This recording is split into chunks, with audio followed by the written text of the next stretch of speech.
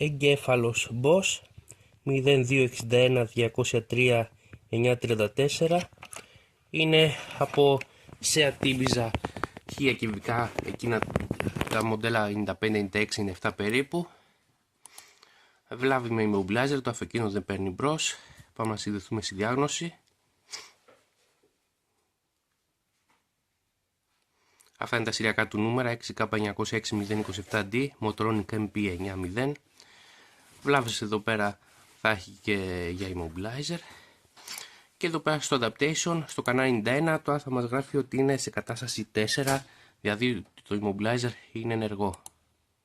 Πάμε να το κάνουμε και να αλλάξουμε την κατάσταση σε τιμή 1, που θα μας λέει ότι το immobilizer είναι απενεργοποιημένο. Πάμε να το κάνουμε. Πάμε να το διαβάσουμε. Διαβάσμα. Ok. Και πάμε να το επεξεργαστούμε για να το κάνουμε. Πάμε να το προγραμματίσουμε. Το αρχείο είναι έτοιμο.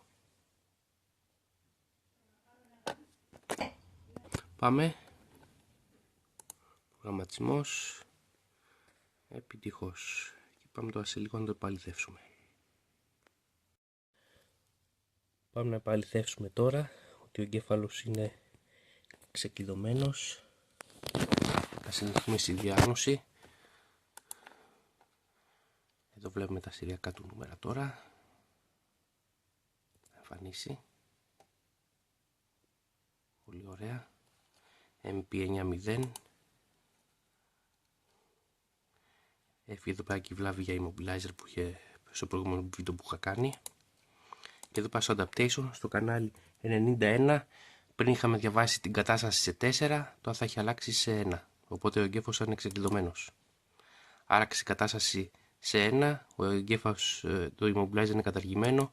Είναι έτοιμος ο εγκέφαλος να κουμπώσει πάνω στο αυτοκίνητο και να πάρει μπρος.